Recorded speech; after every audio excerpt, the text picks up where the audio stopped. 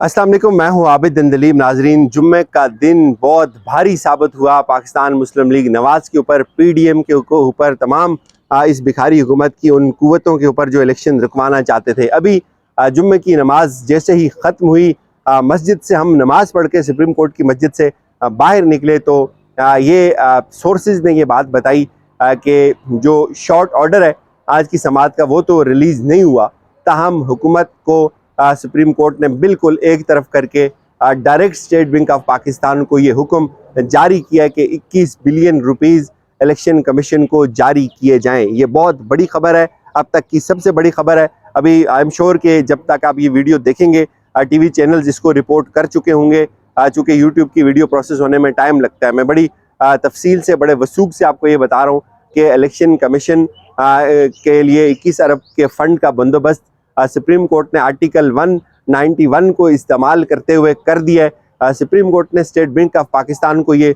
हुक्म दिया, डायरेक्ट हुक्म है कि आप 21 अरब रुपए इलेक्शन कमीशन ऑफ पाकिस्तान को ट्रांसफ़र करके हमें इत्तला दें।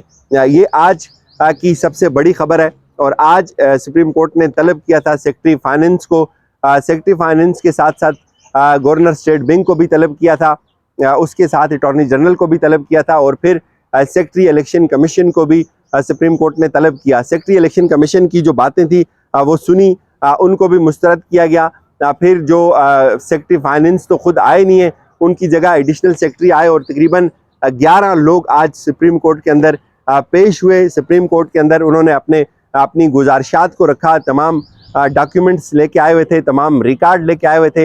इलेक्शन कमीशन रिकॉर्ड लेके आया हुआ था, उस रिकॉर्ड को देखा गया। तकरीबन 1.5 घंटे से ज़ायद ये जो इन चैम्बर समात थी ये जारी रही। इसमें अटॉर्नी जनरल भी मौजूद थे और फिर सुप्रीम कोर्ट में चीफ जस्टिस और 3 रुकनी बेंच, जस्टिस एजाजुल हसन और जस्टिस मुनीब अख्तर, तीनों इस नतीजे के ऊपर पहुँचे कि हुकूमत इलेक्शन करवाने में सिंसियर नहीं है। बहुत बड़ा अपसेट है, ये बहुत बड़ी खबर है।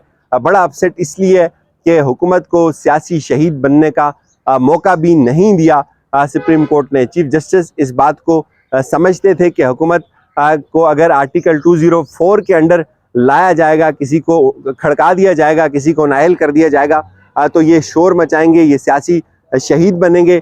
लिहाजा डायरेक्ट इंतज़ामी ऑर्डर दिया है, बिल्कुल एक तरफ रख दिया हुकूमत को। हुकूमत की जितना भी सियासी सरोकार है उसको एक तरफ रख के सुप्रीम कोर्ट ने ये हुक्म दिया है स्टेट बैंक को कि अब स्टेट बैंक इलेक्शन कमीशन को 21 अरब रुपए जारी करके सुप्रीम कोर्ट को लिखे।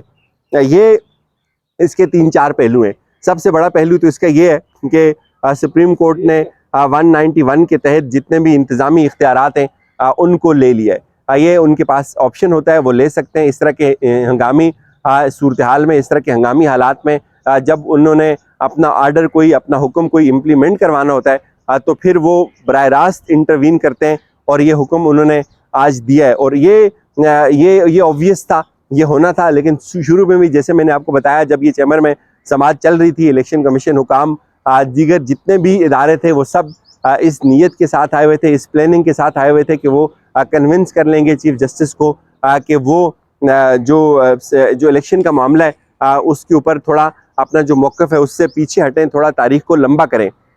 ये सब ने मुत्तफ़िका मीटिंग की थी। ये सब लोग यहाँ आने से पहले आपस में राब्ते में थे, एक जगह इकट्ठे भी हुए, और फिर इन्होंने एक ही मुत्तफ़िका अमल अपनाया था कि आज सुप्रीम कोर्ट को जो है वो ये चीज़ें दिखाई जाएंगी। लेकिन जैसे जैसे वो समात आगे बढ़ती रही, उस दौरान ये खबरें आना शुरू हो गई थी कि चीफ जस्टिस साहब ने जो तमाम सरकारी अफसरान हैं उनकी इस्तिदाओं को मुस्तरद कर दिया, और वो जो ज़ुबान बोल रहे थे वो सरकार की ज़ुबान बोल रहे थे। और उसके बाद फिर जब वक्फ़ा हुआ नमाज का, जुम्मे की नमाज थी आज, और जुम्मे की नमाज में ही जैसे ही सुप्रीम कोर्ट की मस्जिद के अंदर ही जो सोर्सेज हैं उन्होंने इस बात को बताया, तो आपको पता है यहाँ मोबाइल अंदर लेकर नहीं जाया जा सकता, मोबाइल फिर बाहर होते हैं। फिर हम आए और मैंने कहा मैं आपसे ये खबर शेयर करूँ। और इसका एक इम्पेक्ट तो ये है कि जो लोग ये सोचते थे कि आज सुप्रीम कोर्ट उनको 204 के तहत उड़ा देगी और वो सियासी शहीद बन जाएंगे, ऐसा नहीं हुआ। हमने आपको पहले भी बताया था कि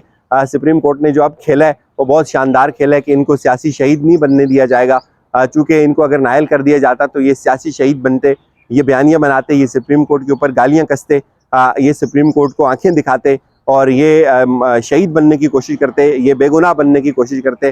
सुप्रीम कोर्ट ने इनको बिल्कुल मुंह ही नहीं लगाया, इनको एक तरफ रखा जैसे इनका कोई सरोकार ही नहीं है, और इनको इर्रेलेवेंट कर दिया सुप्रीम कोर्ट ने कि जाएं आप, आपका यही आपकी औकात है। और सुप्रीम कोर्ट ने डायरेक्ट जो अब गवर्नर स्टेट बैंक है उसको ये हुक्म दिया, स्टेट बैंक को ये डायरेक्ट ऑर्डर है कि आप 21 अरब रुपए दें। और इसी तरह मुझे अब ये लगता है कि अब जो अगला मामला होगा वो सिक्योरिटी का होगा। सिक्योरिटी में 17 तारीख को उसकी रिपोर्ट आनी है, और और साथ साथ ये भी कहा है चीफ साहब ने इलेक्शन कमिश्नर को और इलेक्शन कमीशन के हुकाम को, सेक्रेटरी इलेक्शन कमीशन को, कि आपकी अपनी जो बाकी तैयारियां हैं आप उनको जारी रखें।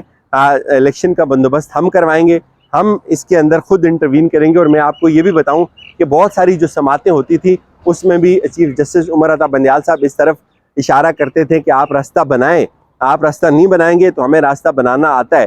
तो चीफ ने ये भी समझा था कि अगर वो सियासी लोगों को नायल करेंगे, मिनिस्ट्री ऑफ फाइनेंस के लोगों को नायल करेंगे, तो उनकी वो तो ज़ाहिर है मिनिस्ट्री ऑफ फाइनेंस के लोग बराह रास्त अंडर होते हैं, जो सेक्रेटरी फाइनेंस है ये सारे मिनिस्ट्री ऑफ फाइनेंस के तहत काम करते हैं। तो इसलिए इन्होंने जो बिल शिल मुस्तरद किए थे उसको भी सुप्रीम कोर्ट ने उड़ा के रख दिया है, और जितने इनके हरबे थे उन तमाम को उसके आगे एक बहुत बड़ा बंद बांध दिया है, कोई भी किसी की भी नहीं चल रही। और डायरेक्ट ये हुक्म है स्टेट बैंक को। और उसके साथ साथ मुझे लगता है 17 को जो दूसरा मामला है, चूँकि चीफ साहब ने यह भी इंश्योर करवाया इलेक्शन कमीशन को कि आप अपनी जो बाकी इलेक्शन की तैयारी है उनको जारी रखें, जो पैसे हैं वो भी आपको मिलेंगे, जो सिक्योरिटी है वो भी आपको मिलेगी। तो अब जो सिक्योरिटी का मामला है वो भी हल होता हुआ नज़र आ रहा है। और जो उन्होंने कहा था कि हमें 3 लाख लोग चाहिए पंजाब के अंदर इलेक्शन के लिए, तो उसके लिए भी मुझे यही लगता है कि चीफ जस्टिस 17 तारीख तक इंतज़ार करेंगे जो सिक्योरिटी के लोग हैं उनके लिए।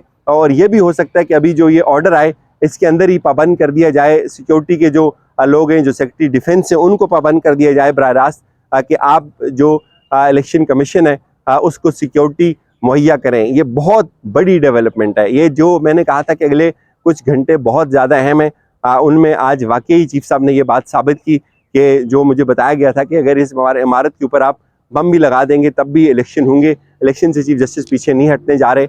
मेरे ख्याल में तमाम रास्ते बंद हो गए, जितने भी हीले हरबे थे हुकूमत के पास, जहाँ जहाँ से वो भाग सकती थी उसके इर्द गिर्द बाड़ लगा दी है, और उनको बिल्कुल घर के अंदर घुस के चीफ साहब ने मारा है और बिल्कुल कॉर्डन ऑफ कर दिया है। कोई एक रास्ता नहीं है इनके पास इलेक्शन से भागने का। ये बहुत बड़ी फतह है, और यकीन माने आज ये जुम्मा है, ये सबसे भारी जुम्मा होगा पीडीएम के ऊपर। वैसे तो मशहूर था कि जुम्मा इनके ऊपर हमेशा भारी होता है, लेकिन मुझे लगता है इससे भारी जुम्मा इनके ऊपर कोई भी नहीं होगा। और अब एक नई जंग शुरू हो रही है, असल जंग मुझे लगता है अब शुरू हो रही है। चीफ साहब तो सुरखरू हो गए ये ऑर्डर करके, और अब दमादम मस्त के अंदर होगा। जो जो इस रास्ते में आएगा वो सब उसको कुचल लिया जाएगा। चीफ साहब के मुकौल जो इस रास्ते में आएगा, इसके आगे खड़ा होने की कोशिश करेगा, वो इसके नताइज के लिए खुद तैयार रहे।